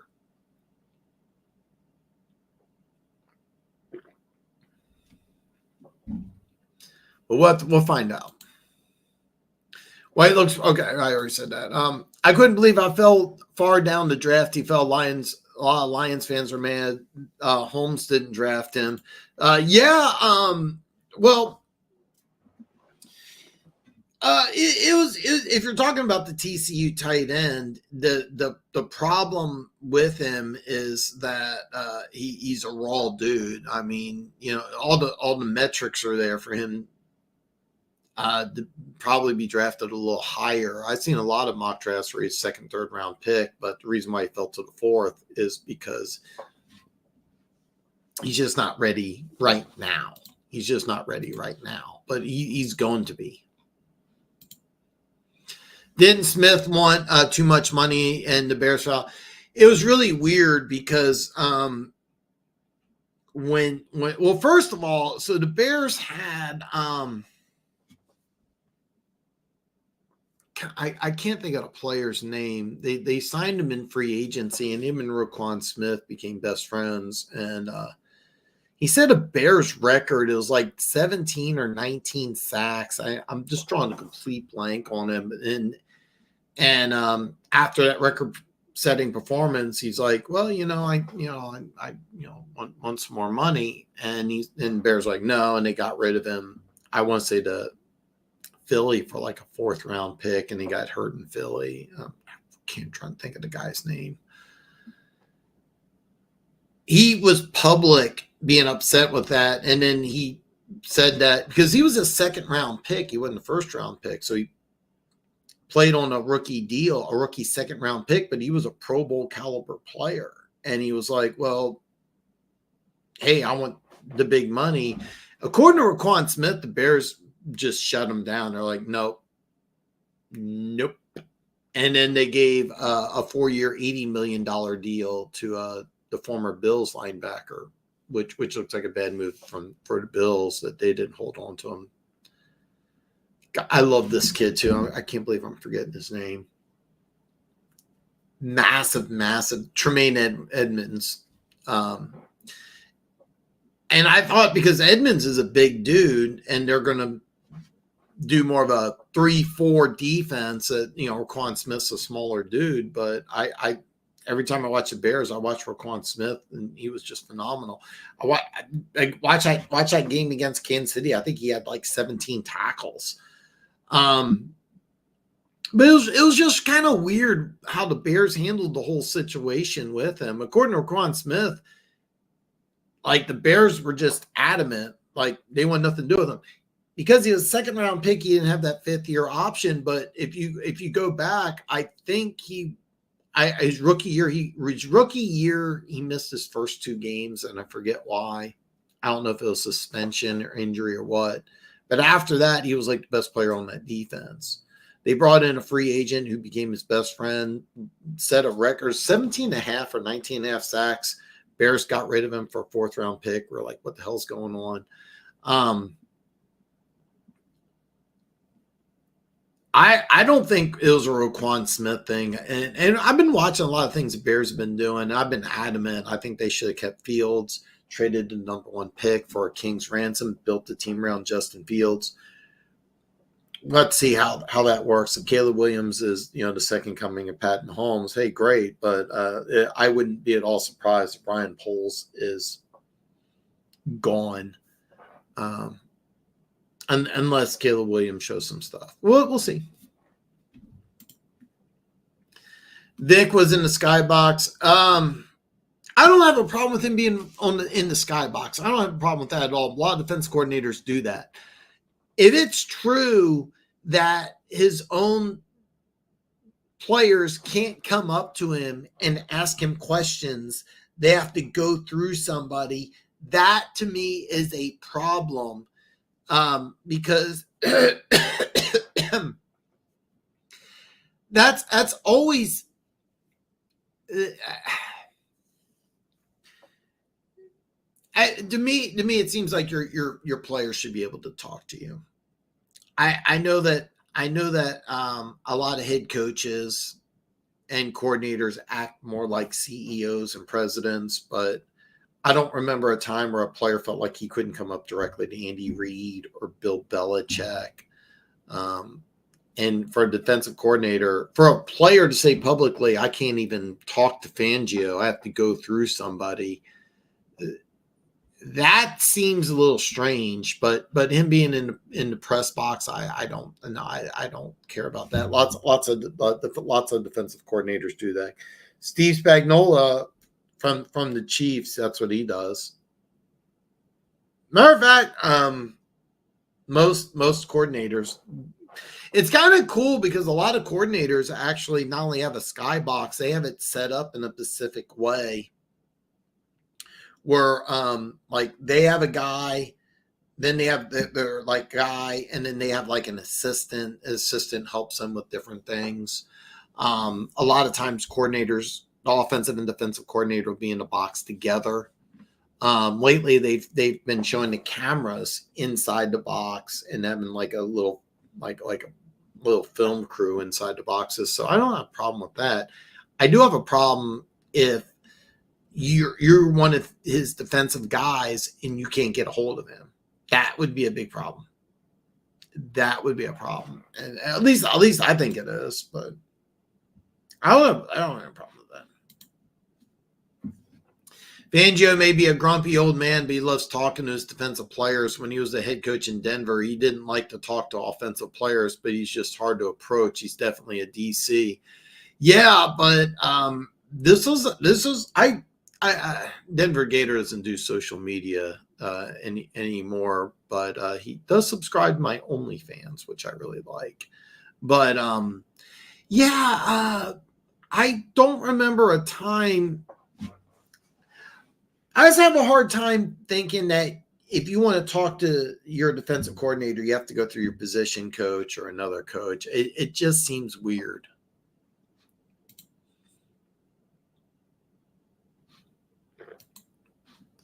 Which guy are you talking about here? Well, I'm which player are you talking about here? Because I'm confused on which one you're talking about had the talent. Fangio have already preferred the box. He struggled in Denver calling plays on the field, took a lot of adjusting. He'll do best in the box. Yeah, I think he will too. So I think Philly's defense will be good. It may not be good right away, but I do think that at the end of the season, the Eagles defense will be in really good shape. I'm just looking at all that talent. You may not like Devin White, but I mean, just I remember that season, that awful season where the Bucs won the Super Bowl that everybody hated. It was like 125 tackles, 9 sacks, had a couple picks. Like he looked like he was getting ready for Canton, and his play just kind of went down. N'Kobe Dean's a guy that I'm high on. You got Jordan Davis, and then you got Jalen Carter. No ceiling on either one of these guys. I'm telling you right now, Nolan Smith's going to have a massive year. I'm drawing a blank on you have the other side here. I should know this. I'm so sorry, Slash. I should know. You got a combination of guys. I knew Derek Barnett's in Houston, but you still got Josh Sweat. You brought in Bryce Huff. There's one other guy. So you have depth and talent on that defensive line. 2 inside linebackers. Got a world of potential. So, are you talking Fangio? I don't see Fangio staying in Philly long. I can see Harry Roseman cleaning if Philly does poorly again. By the way, I could see that too. There's a lot of weird public stuff. Like there was talk of Nick Sirianni doesn't really know his X's and O's. There's a lot of talent there. If Philly doesn't make the playoff, and that collapse was just weird. They're 10-1. They just got done beating Kansas City on Monday night at Arrowhead. And they looked like the best team in football. A lot of people forget that. They were the best team in football. A.J. Brown was doing something crazy. It was like five or six straight games of over 125 yards receiving. On the other side, Devontae Smith, he's a stud receiver in his own right. The defense was playing during that 10-1 streak. The defense was playing decent. The offense looked like it was a little off, and then everything just fell apart. It was a very strange collapse. But then you get in the playoffs and they just laid down. I mean, it was a complete. I don't know why I'm doing this now. I'm not drinking an energy drink. I definitely don't need it. I'm addicted to energy drinks. All right, I'm just going to say it now. Drink way too many of them. Bad addiction. Sorry, but I'm open about it. I drink a lot of energy drinks. But yeah, if Philly does something stupid like a 6-11 season, which I can't see, then yeah. If Philly's defense is not good, could they bring in somebody? Absolutely. Is Sirianni on the hot seat? I wouldn't call it a hot seat, but 7-10 probably gets you fired. But that probably gets you fired for a handful of teams. So, but yeah, I can see Roseman cleaning house. I could, and I'll tell you, the guy I think every single show I keep on saying this, but Mike Vrabel, I think would come into Philly like a hand in the glove, and I think it would be a fantastic fit. Vrabel, I could see being a Philly type of dude. Yeah, so I can see Vrabel for like 15 because I really thought that he when he got let go from Tennessee, I number one I thought it was a mistake by the Tennessee Titans. And I think the way the Titans are handling things is just bad. But yeah. Oh, Lawrence Phillips, yes. Phillips had talent, just off-field issues, and money got to him. A lot of Lions fans wanted Dean when he fell in the draft, or Matt Holmes passed on him. Lawrence Phillips had talent, but I don't think he had that Hall of Fame greatness that a lot of people thought. When he was I think it was the number 4 pick overall in the draft. And people were talking like he's 6 foot, he's 230, he runs a 4.3. The reality was he was like 215 and ran a 4.5. And he was good. He wasn't great. And money did get to him. Off-field issues got to him. But I think even if everything went perfect, he never was going to be the type of player that he was hyped up to be. I think he's one of these great college running backs that was destined, just like if everything worked out good, he was going to be like a guy to have a couple 1,000-yard seasons, be a good, not great player. But he also got injured. Remember his injury issues, and then off-field issues. It's a sad story. But it's funny because the Rams, maybe funny's not a good word, but I mean, the Rams kind of swept everything out. But because Phillips didn't pan out, they had to trade for Marshall Faulk. They drafted, I literally just said his name, Torrey Holt. They had Azir Hakeem. Ricky Prohl came over in free agency. Isaac Bruce was a really, really good player with the Rams, just wasn't getting the attention. And they also didn't have they had all sorts of quarterback problems with the Rams too. And then they made the big free agent signing with Trent Green. And they signed up Kurt Warner, who was bouncing around the NFL. And what a great story. What a great story. By the way, I absolutely love Kurt Warner on social media. Kurt Warner is a great social media follow. I should probably make a list of like social media guys. I just been following a couple weeks ago. The guy who covers the Saints. He's amazing. I think I'm embarrassed I forgot his name because he hearted my comment. Pete Sweeney covers the Kansas City Chiefs.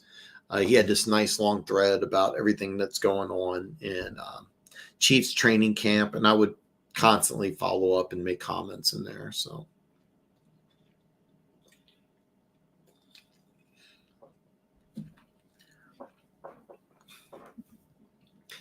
with Twitter or X, you have to do like a business account, and I really should get more on Instagram. That's something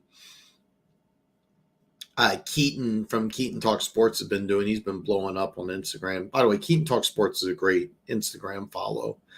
My Instagram, I probably should like delete a bunch of stuff on my Instagram because I put some personal stuff on there, just me at the gym and goofy stuff. But yeah, I should put together a list of like social media guys that I follow.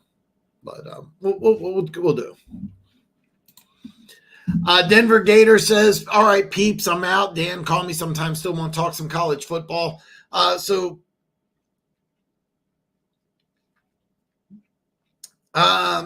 don't want to go into too much detail, but Denver Gator originally for Afternoon Delight, Denver Gator was going to come on every Wednesday with me for an hour and talk college football. He's not going to be able to do that this year. He said something about coke and strippers. You know, I don't know what's going on, but actually I do. I'm just not going to I'm not going to talk about Denver Gator stuff. But anyway, he's not going to be able to, but hopefully he'll be able to come on down the line, talk some college football. Me and Denver talked on the phone for like an hour, talked about college football, Big 12 alignment. Wednesdays on Afternoon Delight, there will be a segment that we're going to do just some college football. So I'm going to have Wednesdays will be fantasy football and college football. So I think Philly needs a fresh start with a new head coach. I don't think they do yet, because, I mean, Sirianni's had success. I mean, that Chiefs-Eagles Super Bowl is one of the greatest Super Bowls of all time. That's an all-time great Super Bowl. That is a great Super Bowl. The 10-1 start to last season was fantastic. You don't need this, but you got to fix whatever the hell happened those last couple weeks. I mean,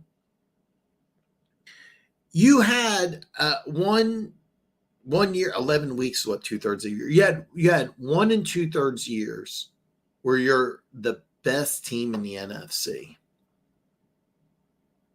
Maybe the best team in the NFL. And then you had this collapse, and people are now like, oh, we need to start over. And look, the collapse was really terrible. But doesn't mean you have to start over. No, but you got to fix some things. There was, like I said, Jalen Hurts questioning what's going on, questioning Nick Sirianni's X's and O's. That was a rumor, but the fact that it got out, and by the way, the Eagles offense, it lost something after last year, and then they fired the offensive coordinator. If the Eagles go 10-7 and they make the playoffs, which is very possible,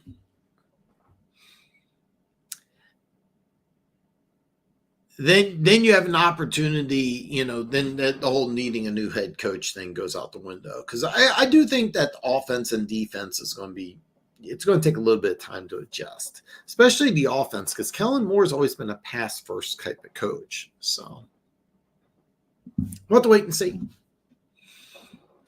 We'll have to wait and see. But I just want to point out, like that was a really good team that Kansas City beat in the Super Bowl. That was a very good football team. They were number one seed in the NFL. They had best record in football. And then they started off 10-1. I've been watching football for a long time. I don't remember just a team just falling apart mentally as much as that Eagles team did. I want to say it's correctable. We'll see.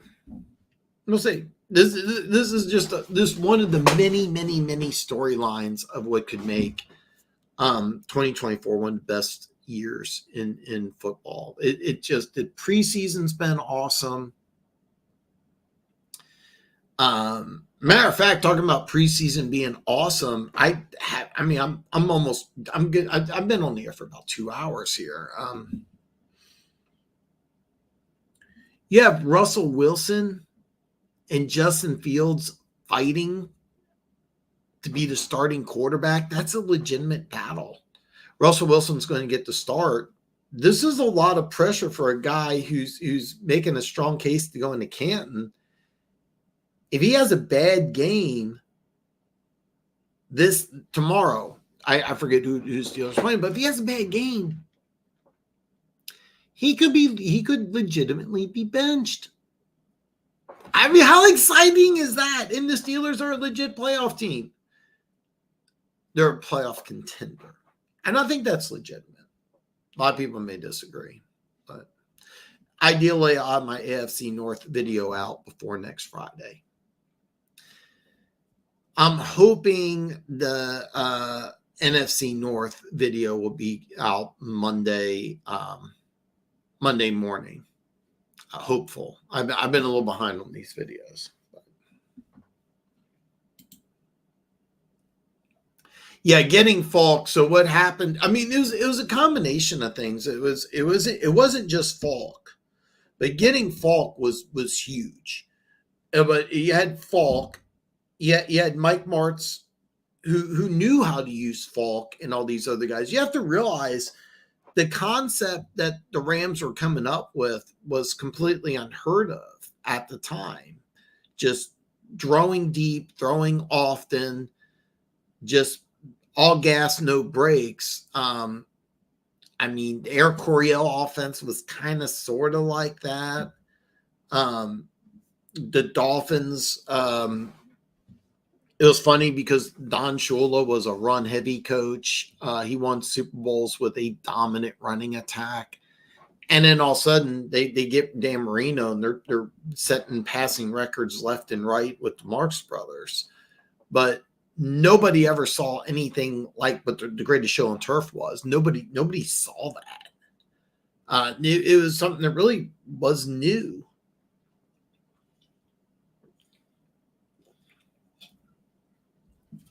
I mean, excuse me. Vermeil deserves a lot of credit. Mike Morse deserves a lot of credit. Torrey Holt deserves a lot of credit. Isaac Bruce deserves a lot of credit. Kurt Warner deserves a lot of credit. It is something I don't know if you'll ever see anything like that again. I mean, the starting quarterback goes down, the backup comes in. They run a new scheme. They have all these star players. Like I said in the movie, it was I enjoyed it. I enjoyed it because they showed the real clips of the games, and so, but yeah, it's a legitimate battle. So Perry says, I think the Steelers should just go with Fields and see what they have in him. I think it's a legitimate battle. Originally, they wanted Russell Wilson, and Russell Wilson was going to be guy number one, and Justin Fields was going to be guy number two, and possibly a package type deal, where he could be used on, like a third and short or 2-point conversions. But as training camp pursued, Russell Wilson got hurt. Justin Fields started taking those first team snaps, and the offense looked really good. In preseason, I was very impressed with what I saw of Justin Fields. Tomlin doesn't want to rebuild. He wants to win now. And to be honest with you, this Steelers team is in a position to win now. The defense is really, really good. There is supposedly a trade in place for Brandon Ayuk to go to Pittsburgh. It's just the 49ers just have to pull the trigger.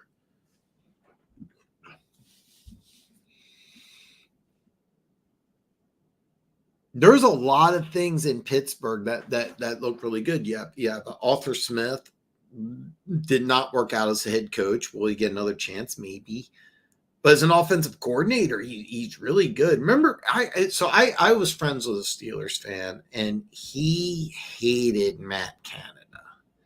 He despised Matt Canada. So now you got a good offensive coordinator with one of the best defenses in football. Okay, great. But we don't have a quarterback. Well, best one's going to play. I personally, after watching Justin Fields in preseason, I think Justin Fields is the dude. I really do. And I don't want to be the hot take guy. But that's what I saw. And by the way, let's see what Russell Wilson has. If Russell Wilson looks better, and I've been watching Russell Wilson play for the last couple of years, I don't think he's going to play better than what Justin Fields did. Justin Fields offers something that, look, you don't need Patrick Mahomes in that Steelers team to get to the playoffs, and that's what all you're trying to do. Just get there. You need somebody who can get some first downs. The Steelers are one of those rare old school teams that are just trying to get to 24. The Steelers are one of those few teams that say, look, if we get to 24 points, we can beat you with our defense. And by the way, that defense looks really good. You've heard me say this. If you've been following me for a while, they drafted a kid in the third round, Peyton Wilson, linebacker. Early on, he looks awesome. He would have been a first-round pick if it wasn't for all the injuries. Patrick Queen's a guy I've raved about forever. He's going to fit like a hand in a glove in Pittsburgh. Joey Porter Jr. is probably going to go to the Pro Bowl. He's really good.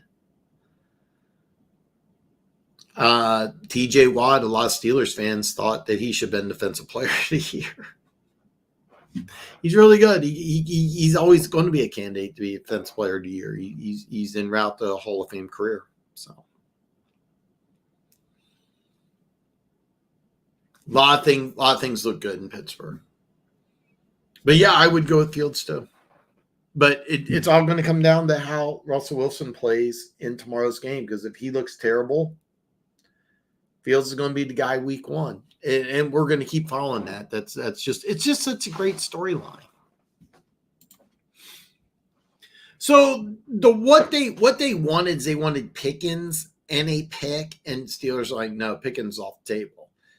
And supposedly they wanted a second and a third, and Pittsburgh was willing to give a second and a third, and then they balked. Apparently, the deal in play, and so there is a deal in play, but the trade compensation is speculative. I think it's a second and a conditional third, or a 2026 third, or something like that. But I think it's a second and a third. And if I'm the Niners, I would have done that, because it doesn't look like you're going to be able to get a deal done. Look, you drafted Ricky Pearsall in the first round. As soon as you drafted Pearsall, it looked like the clock was ticking for Ayuk. Personally, if I'm the 49ers, I would have taken an offensive lineman instead. I would have signed Ayuk, had him in camp this whole offseason, and in the second and third round, I would have drafted a receiver. But we'll find out what's going to happen. I think the 49ers, right? I think the 49ers are going into this year thinking that they're just going to get right back to the Super Bowl. And I think they're really going to take a far step back. And I think that the 49ers should trade older players for picks, or try to rebuild or retool. So Perry says, I think the 49ers should trade older players for picks and rebuild or retool. They do need to do that. And I like what they did in the draft. They made a few trades with Kansas City. I know they made one where they ended up trading back in the draft. They picked up a guard from Kansas. Well, he played tackle in Kansas. He's going to play guard. He's going to probably be a day one star. He's a really good player. Pearsall's a guy that I wasn't completely sold on, especially in this deep draft. Remember, Xavier, they chose him over Xavier Legette. Keon Coleman's another guy. Adonai Mitchell's another dude. But keep in mind, a big reason they don't want to sign Ayuk to the big term deal. And I heard there was rumors they offered him like $28 million a year, and he turned it down. You have to sign Brock Purdy for big time money soon.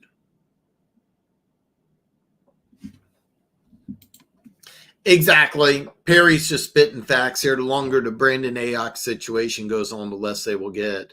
Yeah, and I think the trade compensation with Pittsburgh is a second and a third.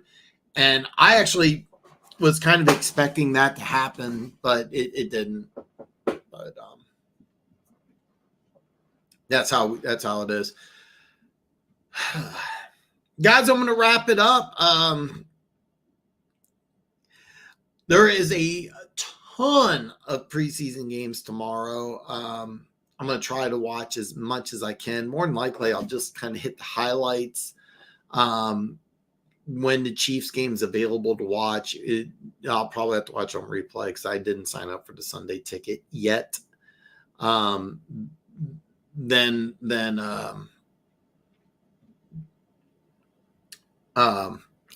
watch that, and I'll try to catch as many of the games as I can.